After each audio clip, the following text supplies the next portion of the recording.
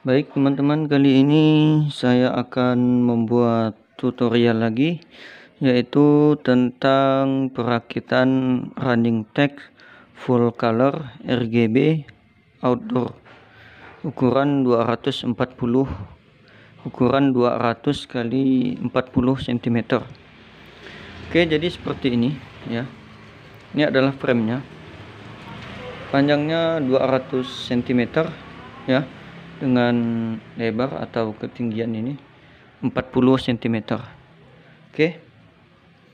Selanjutnya di sini ini framenya sudah saya buat. Ini saya buat sendiri ya.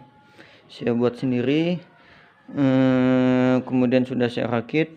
Saya tidak sempat untuk memvideokannya ya. Oke, nanti akan saya ulas secara ringkas ya. Sebelum saya mengulas ini ya, saya akan ulas dulu kebutuhan kita untuk merakit running tag RGB ukuran 200 kali 40 cm. Jadi yang pertama frame ya. Frame ukuran 200 kali 40 cm.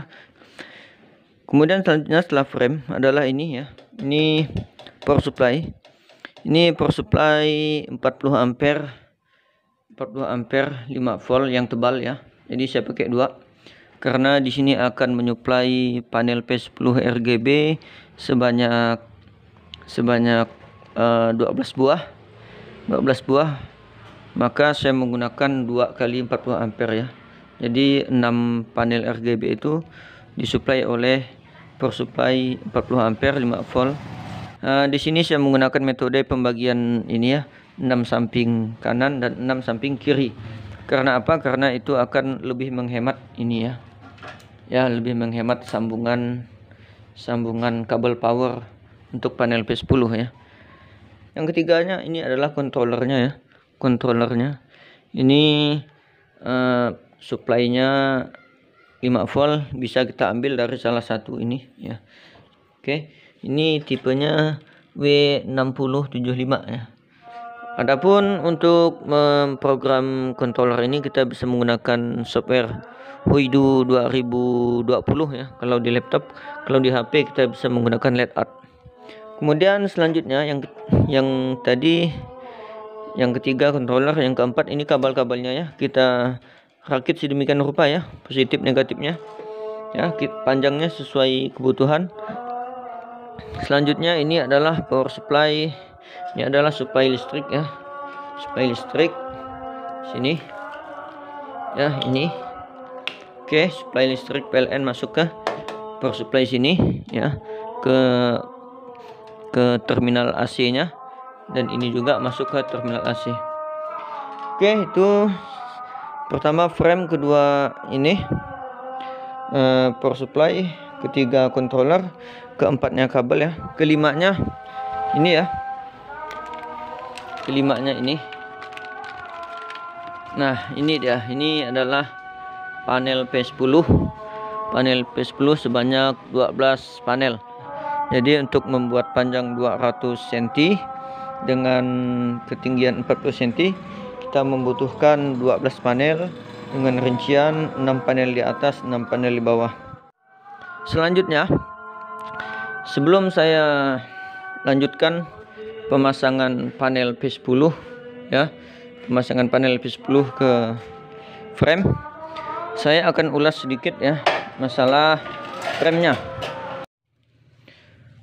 Oke, jadi framenya ya, untuk lebih mudah ya akan saya baringkan untuk menjelaskannya. Oke, jadi ini ya untuk sebagai landasan panel P10 RGB sebanyak 6 buah ya, 6 di atas dan 6 di bawah. Jadi jika panjangnya 6 panel, maka kebutuhan lebarnya adalah 6 dikali 32 cm, berarti 192 cm. Jadi dari sini, ukuran ke sini ya, ke ujung sini itu adalah 192 cm. Oke, 192.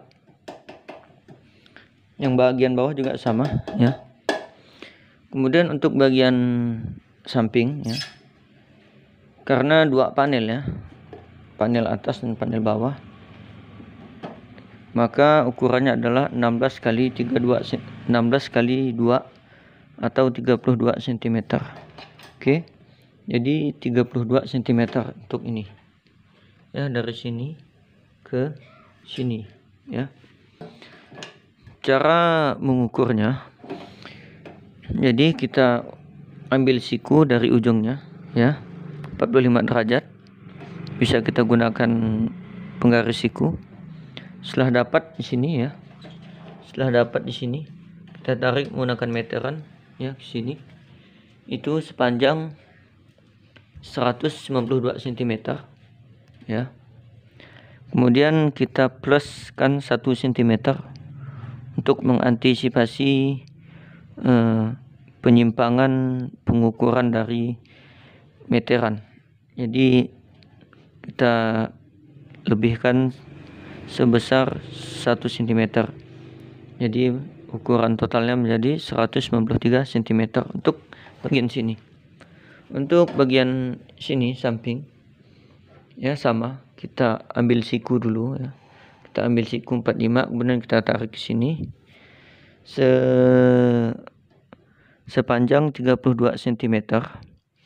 Kemudian boleh kita lebihkan setengah senti ya, 32,5 cm untuk mengantisipasi kesalahan dari meteran ya. Kemudian setelah kita dapat ujungnya, kita tarik siku ke sini ya. Ya, kita tarik siku ke sini. Ini juga sama yang bagian atasnya. Jadi kita akan mendapatkan ukuran bagian dalam itu 193 kali 32,5 cm ya. Selanjutnya, jadi yang digunakan ini adalah holo aluminium lokal ukuran 7,5 kali 2,5 cm. Ini 7,5, ini 2,5.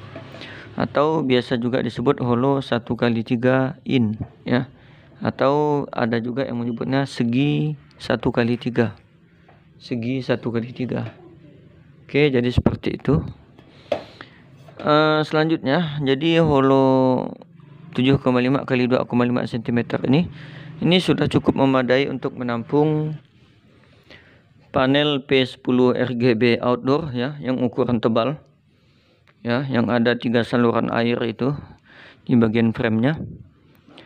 Dan untuk power supply 5 volt 40 ampere ukuran tebal, bukan yang slim ya, yang tebal seperti ini. Nah, jadi cukup ya untuk menampung panel P10 ya, RGB outdoor yang tebal, ditambah power supply 5 volt 40 ampere yang tebal, ditambah lagi sedikit space untuk ini ya, untuk besi-besi ini, galvanis ini ya, seperti itu. Jadi 7,5 cm tadi sudah memadai. Apalagi kita menggunakan power supply yang slim, itu lebih memadai lagi. Itu sudah lebih dari cukup. Oke, itu adalah holo 7,5 kali 2,5 cm. Kita menghubungkannya atau merakitnya atau mengintegrasikannya sehingga ada menjadi frame untuk running tag ini ya. Kita hubungkan dengan metode seperti ini ya, siku 45. Kemudian kita kita paku ripet ya di sini ya, samping dan atas kita ripet menggunakan ini paku ripet 5 mm ya, dengan bantuan spigot seperti ini ya. Seperti ini. Ini adalah spigot aluminium. Selanjutnya di bagian sini bisa kita ya tambahkan ini untuk soket apa ini. Ini soket ini saya lupa namanya ini. Soket apa ini? Ini tulisannya PG7 ya. Ini tulisannya PG7, cuman nama soketnya saya lupa ya. Untuk memasang soket ini ya, kita menggunakan bor yang bor pelobang ya, bor pelobang yang besar di sini ya. Ya, yang disesuaikan kurang lebih untuk ini ya, untuk ini. Oke, seperti ini. Hanya bagian sini saja yang lubangnya besar, yang sininya tidak terlalu besar ya. Oke, itu. Kemudian frame ini ya, nah ini diberi galvanis ya, plat galvanis. Ini untuk tempat menahan panel P10 yang menggunakan baut magnet. Oke. Nah, cara menyambungnya, jadi plat galvanis ini ya, saya akan baringkan. Oke, plat galvanis ini dipotong sepanjang 32 cm ya. Kemudian kita pasang ke frame dari holo 1x3 ini ya. Kita pasang menggunakan spigot sama ya, dengan ukuran 3 cm. Karena plat galvanis ini saya menggunakan 3,5 cm.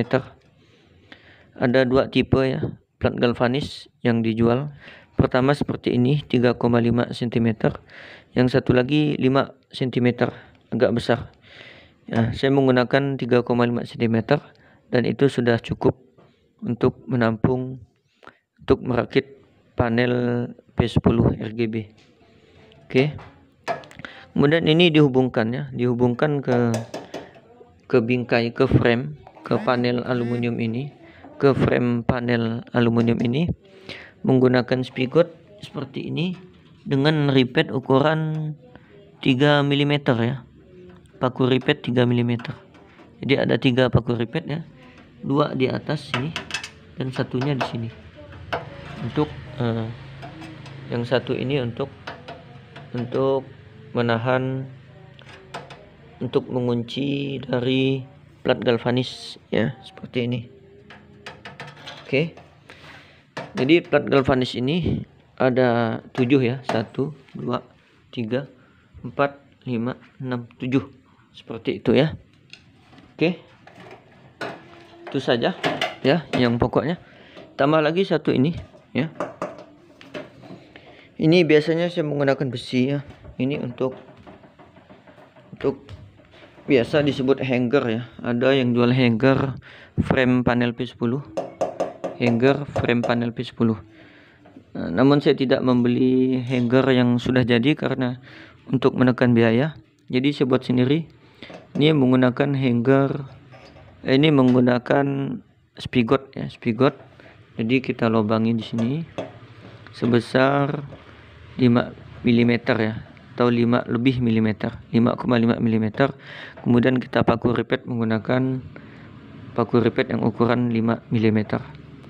Dan ini dibuat lubang untuk bautnya ya, untuk baut ke dinding. Di sini juga sama ya, ada 2. Oke. Kemudian untuk tampak depannya seperti ini. Nah, ini tampak depan galvanis. Oke. Jadi galvanis ini ya, dia akan, nah ini baut magnet. Plat galvanis ini akan melekat pada magnet ya, seperti ini. Nah, melekat ya, melekat sekali. Oke, ini adalah baut magnet untuk panel P10. Oke. Selanjutnya pemasangan power supply-nya ya. Jadi seperti ini. Bisa kita lihat ya, di atas dan di bawah. Untuk cara pemasangannya, ya di sini seperti ini ya.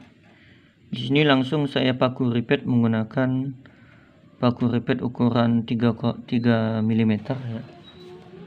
Ada 2 ya. Nah, di sini. Oke, sehingga power supply ini terkunci dengan kokoh ya. Pemasangannya ya, yang di atas juga sama ini. Power supply di atas seperti itu. Nah, itu satu. Ini juga satu ya. Oke. Selanjutnya kita tinggal pasang ini ya. Tinggal pasang kabelnya sedemikian rupa ya. Positif, positif, negatif, negatif ya. Ini terminal AC ya. Masuk ke terminal AC, disatukan. Dan ini ya, seperti biasa, positif, positif, negatif, negatif. Dan tambah satu lagi, ini positif negatif untuk controller itu ya. Oke. Nah, sampai di situ sudah selesai ya. Sudah selesai masalah frame ini dan pemasangan power supply. Selanjutnya kita akan lanjut untuk memasang panel P10 RGB ke frame-nya ya. Oke, kita akan lanjut untuk merakitnya.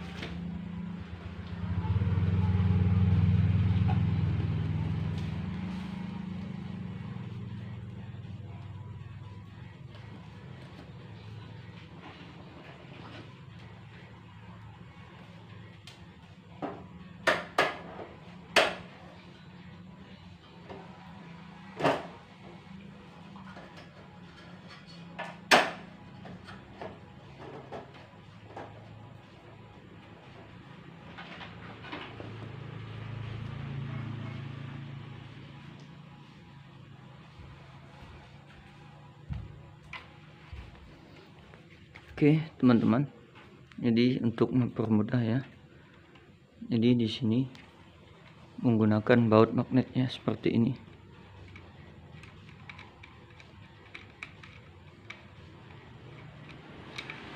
Oke. Ini saya menggunakan baut magnet yang pendek ya. Ada yang lebih panjang. Namun untuk menghemat tempat saya menggunakan yang pendek ya. Namun ketika menggunakan yang pendek harus hati-hati. Harus kita perhitungkan dengan betul ya, kita perhitungkan betul supaya ini soket data ini, kabel data ini soketnya tidak berbenturan ya dengan plat galvanis ya. Nah, itu kalau kita menggunakan baut yang pendek. Namun kalau kita menggunakan baut magnet yang agak panjang, jadi kita tidak terlalu khawatir ya, karena jarak antara soket data ini dengan plat galvanis itu akan cukup jauh ya, sehingga aman ya. Berbeda halnya jika kita menggunakan yang pendek seperti yang saya gunakan ini. Oke, kita akan lanjutkan ya. Saya akan lanjutkan untuk memasangnya. Jadi setelah saya pasang soket baut magnet ini di 4 titik di panel P10 RGB, saya tinggal tempel ke frame, yaitu pada plat galvanis. Dia langsung menempel dengan kuat. Oke, kita lanjut.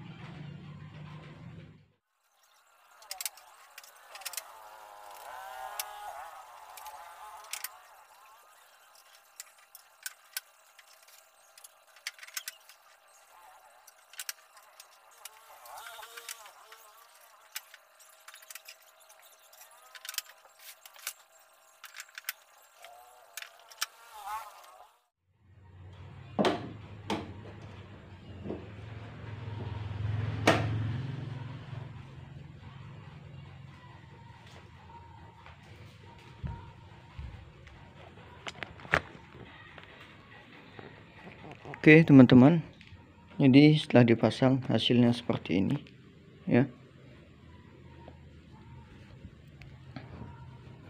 Ada 16 panel P10 RGB, 6 di atas.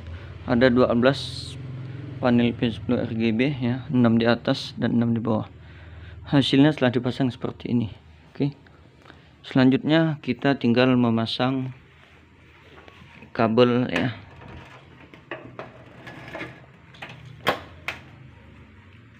Kita tinggal memasang pengkabelannya ya, seperti ini.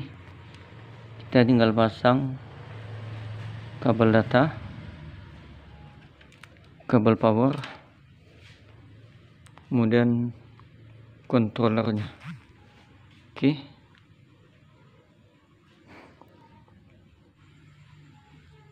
Oke, sekarang saya akan lanjutkan memasang kabel data dan kabel power.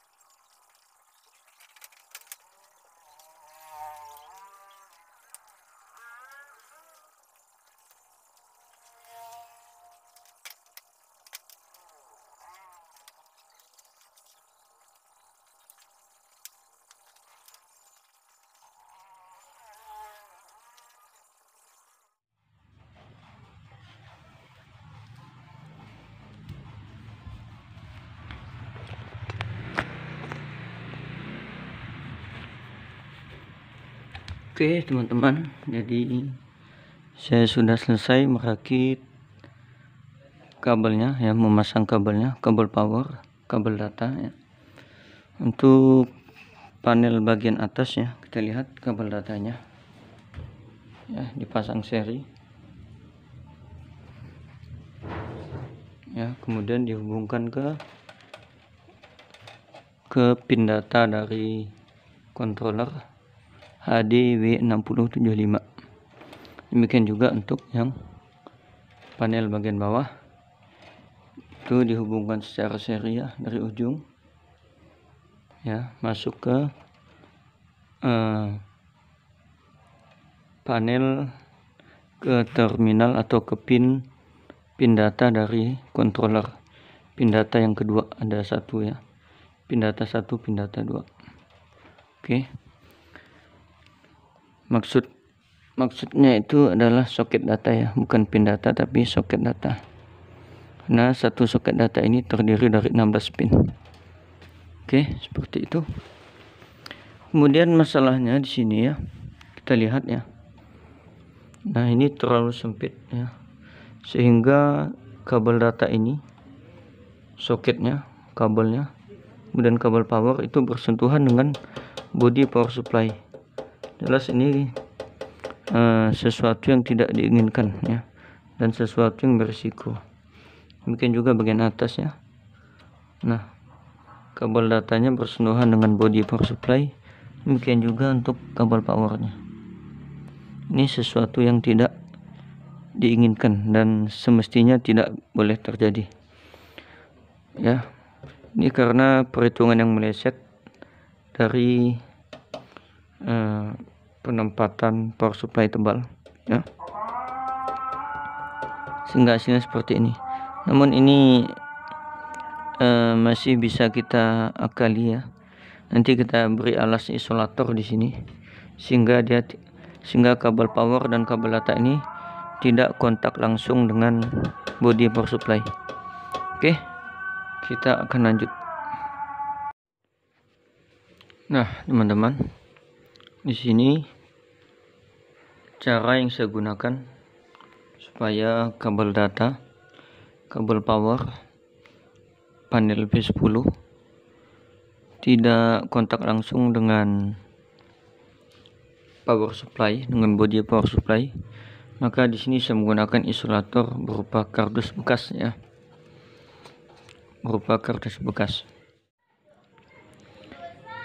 namun sebelumnya ya, sebelum kita tutup ya bodinya, di bagian atas ini ya, di sini ada celah udara ya, bisa dilihat ada celah udara. Nah, di sepanjang panel P10 atas dan frame-nya itu ada celah udara. Maka nanti di sepanjang panel bagian atas yang menghadap ke frame atas itu kita beri lem silikon ya, sepanjang itu ya, dari ujung ke ujung. Dan juga di bagian tengahnya, bagian tengah sini kita berikan lem silikon. Oke, kemudian yang di bagian bawah di sini akan saya beri lem silikon juga, namun tidak full. Mungkin satu panel hanya ada 2 atau 4 lem silikon, ada 2 atau 4 titik untuk lem silikon. Jadi dia hanya memperkuat posisi panel P10 saja. Kemudian setelah itu baru kita tutup ya, dan kita buat supaya kedap air di atas sini ya, supaya tidak tembus air. Kita beri juga lem silikon nantinya, dan juga di sampingnya ya, kiri dan kanan. Oke, selanjutnya setelah kita rakit seperti ini ya, kabel data sudah kita pasang ya, atas bawah. Kabel power juga sudah kita pasang ya, atas bawah. Kemudian kita coba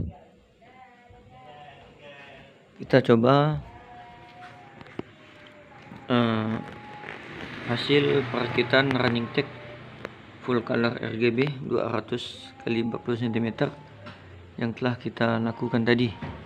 Oke, kita akan tes.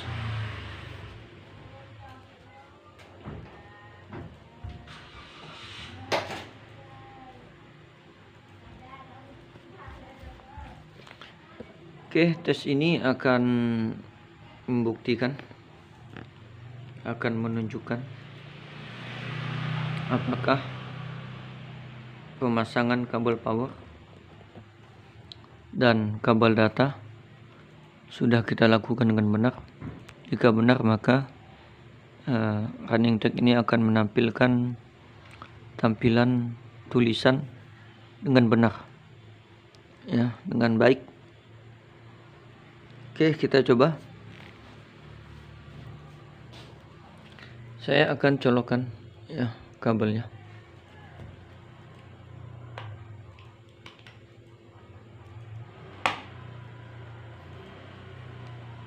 Oke, dan kita lihat ternyata running tag-nya bisa menampilkan tulisan dan animasi ditampilkan dengan baik.